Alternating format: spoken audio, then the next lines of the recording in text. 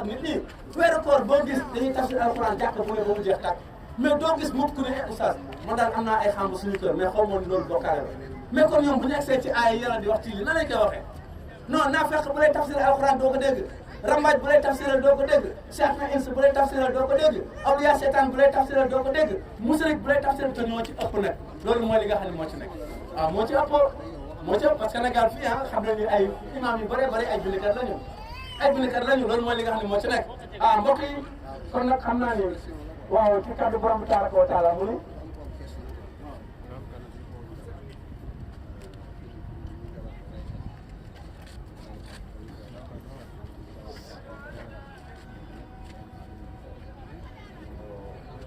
waaw sëñ bi dafa ne dañ koo jabar waaw ki nga jabar nag dafa rey xaj jabar ko ba mu feebar léegi nag mu dem di tellu ji dina ko il faut nga rey xaj comme moom loolu mu la rey la il faut nga rey xaj boo bëggee nga jël ci moom muy laaj sax loolu moom en tant que jullit moom lan la ci war a def quoi ak loo ko war a mën a laaj ji. ok alhamdulilah macha allah jibar moom am na parce que ki leen jibar maanaam jinne la lay booleel maanaam jinne ci boppam moom lay maîtriser yaa ngi dégg dugal na ci loo bëggul a dugg maanaam wala mu dugal ci yow feebar comme korte wala yu mel noonu rek ñu teg jinne ñoo ciy ànd mais nit kese yàlla nee na xalaqa maa leen bind fa sawwaa ma yemale leen ñun ñëpp ñoo bokk yem mais bu ñu utee ci xam-xam la ñu utee loolu moo kii da lay gën a xam ci yàlla kii gën laa xam ci côté seytaane ki nga xam ci côté seytaane nag moo mën a yónni jinne bi ñu li la problème boobu léegi nag xaj boobu nga xam ne moom lañ digaloon jabarkat mu rey ko xaj boobu moo ko yóbbu safara ëllëg parce que li koy war a mooy rey na bakkenu jàmbur yaa ngi dégg ci loo xam ne tegu ko ci fenn loolu mooy li nga xam ne moo ci nekk mais yow muy jabar tamit bul fexe ba rey loolu parce que boo ko reyee boo liggéey dañ la koy laaj fexe la gis ko la faj ñaanal la yàlla bul taar ko taala nga xam looy tënkoo ak sa borom te bu ëllëgee soo bañee jabar jàpp la bul bokkaale sa borom ku dul bokkaale yàlla kenn mënu ko jabar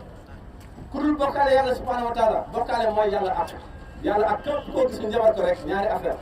maanaam réeré na diggante moom boromam wala day bokkaale boromam loolu wala boog mi ngi def loo xam ne xamu ko loolu mooy li nga xam ne moo ci nekk yàlla nee na man ko jege la képp ku ma woo dinaa la uyu waaye na fekk mën nga jël uy sama wootee ànd ak gëm ko ma dimbali la yàlla subhanahu wa taala ci code boobu lay dox loolu mooy li nga xam ne moo ci nekk kon ku bëgg a mucc ci affaire njabar yooyu même lam bu ñuul bii lam yi nga xam ne fas yi sax dañ leen ko forcé yaa ngi dégg xoolal ma lii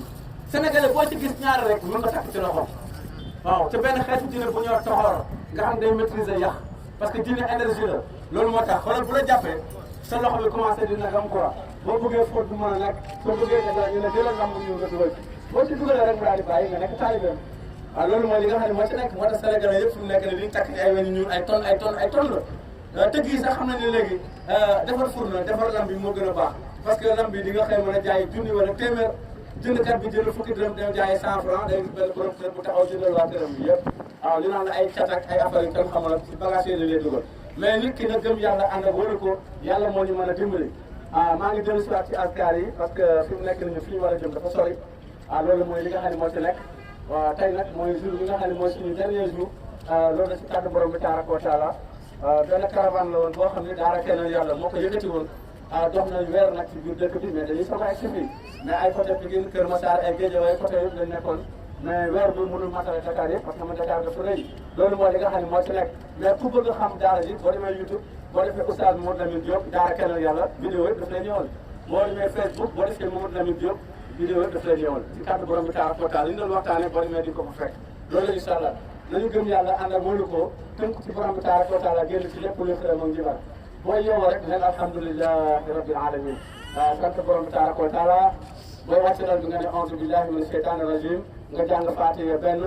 jàng benn ayatul kursi yu jàng benn falaq ak naasi bu dee mbir nga alquran nga tëjee ko dernier verset suratu Yaasin fa subhaana allazi bi yadihi malakuutu kulli shay'in ilayhi turja'uun wala nga ne allahumma salli ala sayyidina Muhammad loolu mooy li nga xam ne moo si nekk yàlla daal lay téye seytaane parce que moom moo ko nag même nee na booy jàng alquran dañu musul seytaane kon booy def say si bopp aussi noonu la waaw loolu mooy boo tëddee nga sant sa borom tabaraka wa taala aajo boo am doomu aadama mënta ñàkk aajo diggante ak boromam pour nga jéggul yàlla wala nga sant ko wala nga ñaan ko jàppal ba set nga julli ñaar rakka benn bu ne nga def Fatiha ak Allahu ahad léegi nag boo sëlmalee da ngay sujjóot boo sujjóotee nga ne auzu billahi mina shaytan rajim nga jàng Fatiha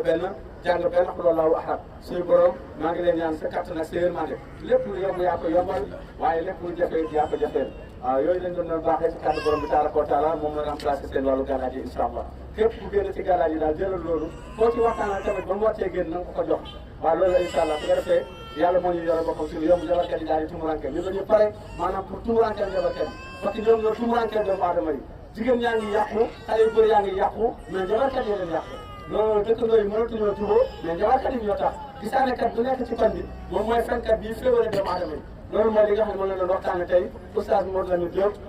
docteur Siat na insa wal jinn juddu ci le 23 mai 1960 daara kennal yàlla moo la doon waxtaanal ci bismillahi taala ci bagage bi mbokk yi asalaamaaleykum wa rahmatullah alhamdulilah képp ku fi indi aajo yàlla faj ko ku fi indi tawat yàlla ko yàlla teggi ci yomb incha allah képp ku fi indi jaaxle daal yàlla ko yàlla teggi numéro bu 77 la 362 22 62 incha allah dañ lay consulter lépp ci wàllu